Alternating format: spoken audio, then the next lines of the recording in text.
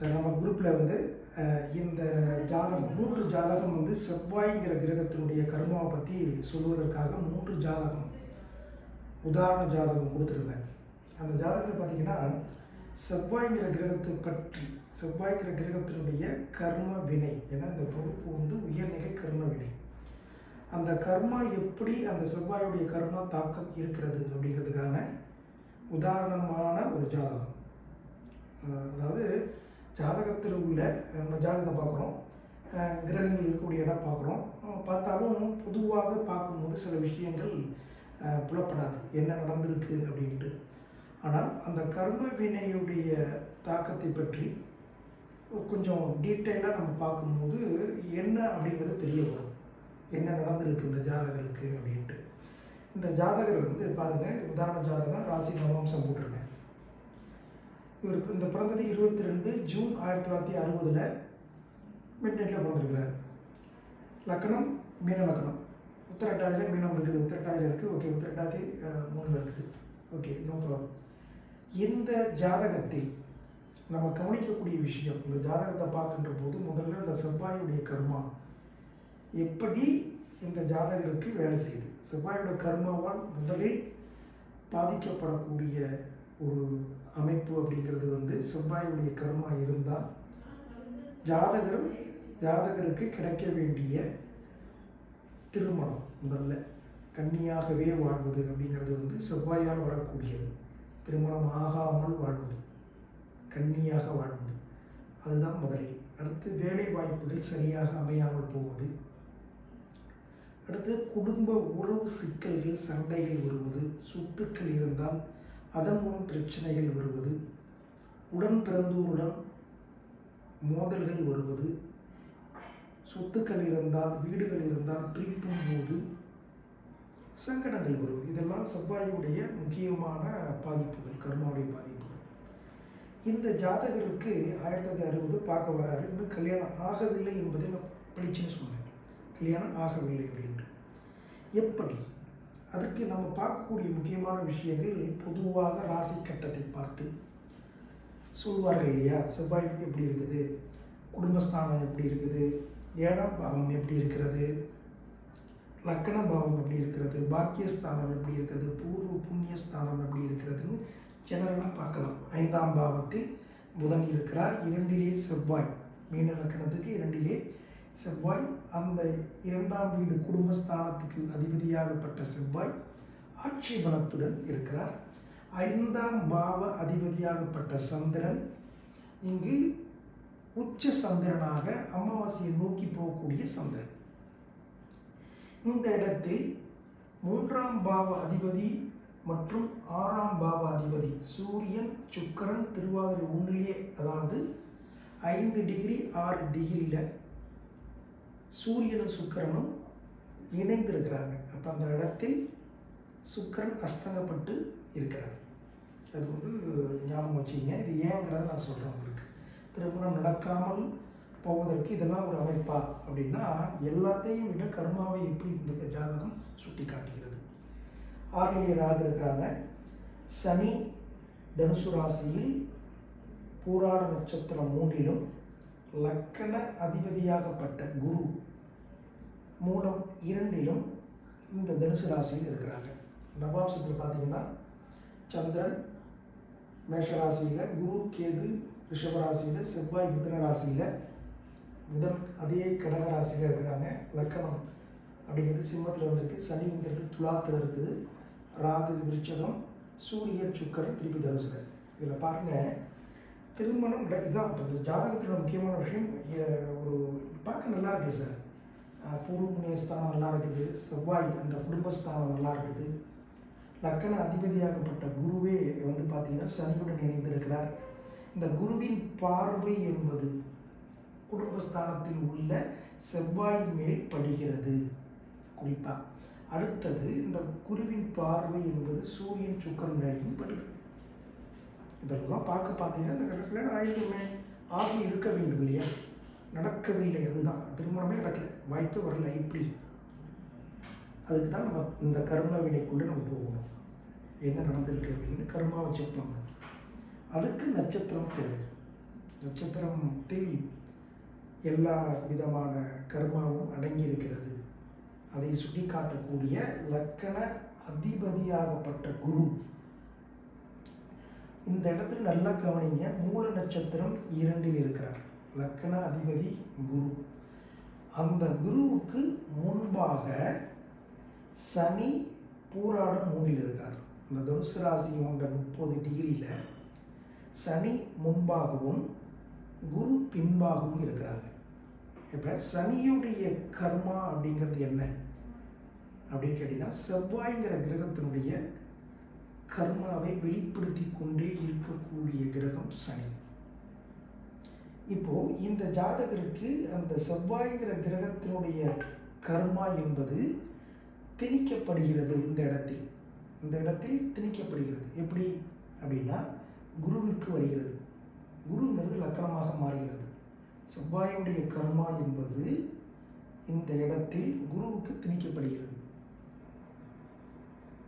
மேலும் இந்த குரு வக்கரமாக இருக்கிறது வக்கரமாக இருக்கிறார். மூல நட்சத்திரத்தில் இருக்கிறார். அந்த மூலம் என்ற நட்சத்திரமும் செவ்வாய்ங்கிற கிரகத்தினுடைய கர்மாவை சுட்டி காட்டும். ஆக இந்த ஜாதகருக்கு செவ்வாயுடைய கர்மா இங்கு அதிகமாக இருக்கிறது. சரி, இது ஒரு ரூல்ஸ். அடுத்த விதி, செவ்வாயுடைய கர்மாவை சுட்டி காட்டக்கூடிய பாவம் 11ஆம் பாவம். அந்த பாவத்துக்கு அதிபதியாகப்பட்ட மீன லக்கணத்திற்கு 11ஆம் பாவ அதிபதி சனி. ஆக லக்கண அதிபதியும் 11ஆம் பாவ அதிபதி சனியும் ஒன்றாக இணைந்திருக்கிறாங்க இந்த இடத்துல. அது ஒரு கர்மா ஆயிடுது. அது மட்டுமல்லாமல் சனி ஆகப்பட்டவர் அந்த கிரகத்தின் மூலமாக அவருக்கு இருந்த செவ்வாய்ங்கிற கர்மா லக்கண அதிபதியாகப்பட்ட குருவின் மேல் திணிக்கப்படுகிறது, தள்ளப்படுகிறது. அந்த கிரகம் இன்ஃப்ளூயன்ஸ் பண்ணும். எந்த கிரகம் பின்னாடி வருதோ அந்த கிரகத்தில் திணிக்கும். ஆக இந்த இடத்துல குருவிற்கு 2 விதமான செவ்வாய் கர்மா இருக்குது. சரிங்க, இதை அப்படியே இந்த லக்கண அதிபதியாகப்பட்ட குரு மூலம் 2இல் இருக்கும்போது நவாம்சத்தில் அவருடைய பாதை என்பது மேஷம் முதல் கடகம் வரை வரும். அதில் அந்த ரிஷபராசியில் குரு கேதுவுடன் இணைந்து, பாவகுரு இணைந்திருக்கக்கூடாது. இந்த விதி முன்னாடி சொல்லியிருக்கேன். லக்னாதிபதி சந்திரன் போன்ற கிரகங்கள் எந்த கர்மாவை சுட்டி காட்டுகிறதோ அதை அனுபவத்தில் பார்க்கின்ற போது அந்த கர்மாவை சுட்டி காட்டக்கூடிய கிரகம் ராகு கேதுவுடன் இணைந்து இருந்தால் அவர்களுக்கு அந்த கர்மா மறுக்கப்படுகிறதுன்னு அர்த்தம். இந்த இடத்துல இந்த குரு சனி இந்த இடத்துலேயே தெரியுது செவ்வாயோட கர்மா அதிகமாக இருக்குது. அது எந்த ரூபத்தில் வேலை செய்ய போகும்? செவ்வாயோட சொத்து மூலமாக பிரச்சனை கொடுக்குமா, அல்லது செவ்வாய் கர்மா என்பது கல்யாணம் நடக்க விடாமல் ஆக்குமா, அல்லது உடன் பிறந்தோருடன் தகராறு ஏற்படுத்துமா? எப்படி கணக்கிடுவது? இதற்கு தான் நம்முடைய பார்வை பலனை எடுக்க வேண்டும். இந்த குரு செவ்வாயுடைய கர்மாவை ஏற்று யாரை பார்க்கிறார் அப்படின்னா சுக்கிரனை பார்க்கிறார். முதல்ல இந்த சுக்கிரன் சூரியன் இருவருமே 5 டிகிரி 6 டிகிரி அஸ்தங்கமாயிட்டாங்க. அப்போ இந்த சுட்டி காட்டக்கூடிய அமைப்பில் குரு ஆகப்பட்டவர் இந்த இடத்தை பார்க்கறதுனால இந்த இடம் புனிதப்பூர்வமாக ஆரோக்கியமாக இருக்கிறாங்க. வீடு இருக்குது, ஆனால் அதனுடைய உயிர் காரகத்துவம் பாதிக்கப்படுகிறது. மேலும் சனி இந்த இடத்தில் கர்மாவை கொடுக்கக்கூடிய சனி தனது 3ஆம் பார்வையாக, சனிக்கு 3 பார்வை இருக்கு இல்லையா, 7, 3, 10. ஆக சனியுடைய பார்வை 12ஆம் பாவம் என்று சொல்லக்கூடிய அயன சயன ஸ்தானத்திற்கு படுகிறது. தாம்பத்திய சுகத்தை சொல்லக்கூடிய பாவம் 12ஆம் பாவம். அந்த இடத்தில் கேது அமர்ந்து சனியாகப்பட்டவர் இந்த இடத்தை பார்க்குறார். ஆர்வமே இல்லை, தாம்பத்தியத்தில் ஆர்வம் இல்லை இந்த ஜாதகருக்கு. பாருங்க, 9 ஸ்தானம் ஆட்சியாக இருக்குது. சரிங்க, அப்போ பூர்வ புண்ணிய ஸ்தானத்துக்கு அதிபதி உச்சமாக இருக்கிறாரு அப்படின்னா அமாவாசை சந்திரன். அது மட்டுமல்லாமல் 7ஆம் பாவத்தை சனி தனது 10ஆம் பார்வையாகவும் பார்த்து விடுகிறார். 7ஆம் பாவம் அப்போ சனியுடைய பார்வைப்பட்ட இடங்கள் சுட்டி காட்டக்கூடிய கர்மாவுடைய தாக்கங்கள் வெளிப்படும். அத்தகைய அடிப்படையில் நவாம்சத்தில் லக்கண அதிபதி ஏற்றிருக்கக்கூடிய பாவம் குரு கேதோடு இணைந்திருந்ததால் இந்த ஜாதகருக்கு திருமணம் நடைபெறவில்லை இதுவரைக்கும். அது யாரும் இல்லைங்க, அதை பற்றி பேசவே மாட்டாங்கன்னார், நடக்கவே இல்லை. செவ்வாய் கர்மா பற்றி 3 ஜாதகங்களை நான் வந்து போட்டு அதுக்கு பிறகு விளக்கங்கள் தரேன் அப்படின்னு சொல்லியிருந்தேன். அத்தகைய அமைப்பில் இது ஒரு ஜாதகம். இதன் பிறகு ஒரு சம்பவத்தை சுட்டி காட்டக்கூடிய தசா புத்திகள் அப்படின்னு பார்க்கின்ற போது இது பார்த்தா தெரியும். ரோகிணி நட்சத்திரத்தில் பிறந்திருக்கிறார். சந்திரன் செவ்வாயுடைய தசை நடந்தது, சிறு வயசுல முடிஞ்சிருச்சு. ராகு தசை மிகப்பெரிய ராகு தசை 6ஆம் பாவத்தில் இருந்தது. 7க்கு 12 தசை நடக்கும்போது அப்பயும் அந்த வாய்ப்பு கொடுக்கல. அது பிறகு குரு கர்மாவை ஏற்றுட்டாரு. குரு தசையும் செவ்வாயுடைய கர்மாவை ஏற்றுக்கிட்டதால கல்யாண வாய்ப்புகள் தசாபதி நடக்கவில்லை. தசாபதி அமைப்புகள் கூட நடக்கவில்லை. இதெல்லாம் பார்த்தோடனே நமக்கு தெரிய வேண்டும் என்ன நடக்க போகுது, என்ன நடந்திருக்கு அப்படின்ட்டு. அத்தகைய அமைப்பில் செவ்வாய் கர்மாவுடைய தாக்கங்கள் எவ்வாறு செயல்படுகிறது, குடும்பஸ்தானம் வலுவாக இருந்தாலும் பூர்வ புண்ணியஸ்தானம் வலுவாக இருந்தாலும் இன்னும் நுணுக்கமாக பார்க்கலாம். 7ஆம் பாவ அதிபதி 7க்கு 9ஆம் பாவம் அந்த 3ஆம் பாவம் 7ஆம் பாவம் பாக்கியம் அல்ல, மனைவி அமைவதற்கு ஒரு பாக்கியம் வேண்டும் அல்லவா. ஒரு பாவத்திற்கு 9ஆம் பாவம் பார்க்க வேண்டும். அப்படிலாம் பார்க்கலாம். ஒரு விதத்தில் எல்லா இடத்துலையுமே ஆய்வு செய்ய வேண்டும். விதியை கர்மா தெரிஞ்சிருச்சு, அதை கன்ஃபார்ம் பண்ணணும். 7க்கு 9 ஜாதகருக்கு 3ஆம் பாவம். இந்த ஸ்தானத்தின் அதிபதி அஸ்தமமாயிட்டார். இந்த ஸ்தானத்தில் 7க்கு 12ஆம் பாவ அதிபதியுடன் பாக்கியாதிபதி 3 விரையாதிபதியும் சேர்ந்து இந்த இடத்தில் பாதிக்கப்பட்டு சனியால் பார்க்கப்படுகிறாங்க. இந்த இடத்துல சனி குரு சேர்ந்திருக்கிறார். குரு மட்டும் தனிச்சிருந்தால் டிஃப்ரெண்ட். இங்கே குரு தனித்திருந்தால், உதாரணத்துக்கு தனிச்சிருக்கிறார் அப்படின்னா பிரச்சனை இல்லை. இந்த இடத்தில் சனி கர்மாவை தடுக்கிறார் என்பதை எப்படி புரிஞ்சுக்கிறீங்க அப்படிங்கிறத பார்க்கணும். ஒரு கிரகம் ஒன்றாக ஒரு ராசியில் இருக்குன்னா அது முன்பாக உள்ள கிரகம் எந்த கர்மாவை கொடுக்கிறதோ அது பின்பாக வரக்கூடிய கிரகத்திற்கு திணிக்கும். அத்தகைய அடிப்படையில் சனி குருவுடைய கர்மா, குரு லக்கண அதிபதியாக இருந்து செவ்வாயுடைய கர்மாவால் பாதிக்கப்பட்டிருக்கிறார். அந்த அதில் கல்யாணமே பண்ணி கண்ணியாகவே ஆரோக்கியமாக இருக்கிறார். இது சுற்றுலாக இருக்குது, ஆனால் திருமணம் நடைபெறவில்லை.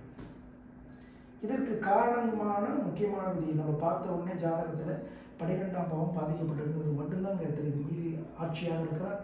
ஆட்சி பெற்று இந்த குருவின் பார்வை இதெல்லாம் பார்க்கும்போது ஓரளவுக்கு குழப்பங்கள் வரும். ஜாதகத்தை ஒரு விதி இன்னொரு ஜாதகத்தை பொருந்தி வராது. ஜாதகத்தை பார்க்க பார்க்க பல நுணுக்கங்கள் கூட ஆய்வு செய்ய தான் வரும். இப்போ சொன்ன இந்த உதாரண ஜாதகத்துக்கு முன்னாடி இந்த உதாரண ஜாதகங்கள் போட்டிருப்பேன் குரூப்பில். பல விதிகளை நுணுக்கமாக சொல்லி கொடுத்துருப்பேன் உங்களுக்கு. இந்த ஜாதகத்தில் ஒரு விதியை நான் சொல்லி கொடுத்துருக்குறேன். அது என்னென்னு உங்களுக்கு புரியுதான்னு பாருங்கள். புரிஞ்சிருந்தால் அந்த கமெண்ட்டில் எனக்கு சொல்லுங்கள். நீங்கள் எது புரியுது எது புரியவில்லை அப்படிங்கிறத எனக்கு விளக்கம் கொடுங்க. மற்றொரு அந்த உதாரண ஜாதகத்தில் 100 விளக்கங்கள் நான் உங்களுக்கு தரேன். சரிங்களா? என்ன சொல்லுங்கள்.